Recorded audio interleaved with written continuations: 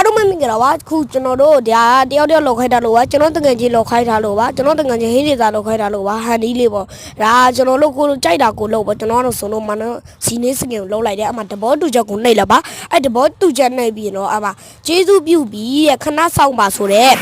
စက္ကန့်14 73ဆိုတဲ့စက္ကန့်လေးကိုခဏဆောင်ပေါ့နော်ဒါတငယ်ချင်းလောက်ခိုင်းလို့ပေါ့နော်ကျွန်တော်လောက်တာတော့မဟုတ်ဘူးပေါ့နော်ကျွညာလေးတော့တက်တာပေါ့နော်စိတ်ရှိရှိလေးနဲ့တီးခံပေးကြပါသူညာတို့လာအမားချစ်နေလာအမသူကရပြီဆိုရင်တော့ကျွန်တော်တို့စကင်ကို3ပါဆိုတဲ့ဟာတွေကိုနှိပ်လိုက်ပါအဲ့ဒါနှိပ်ပြီးသဘောတူအောင်ဆက်နေလိုက်အဲ့ဒါမှအပေါ်ကအေးနဲ့စားတဲ့အောင်ဆက်နေလို့အဲ့လိုစားတိုင်းပေါ်လာအဲ့စကင်ကိုဆက်နေလိုက်တဘောတူချက်ကိုနှိပ်ပြန်တယ်အနီအောင်စားတန်းလေးနဲ့ဟာစောက်ပြီးတော့အဲ့ဒါတရားပြည့်ဆိုโอเคနှိပ်ပြီးတော့မိုဘလက်ချက်နဲ့မှသွားဆိုလို့ရပါပြီ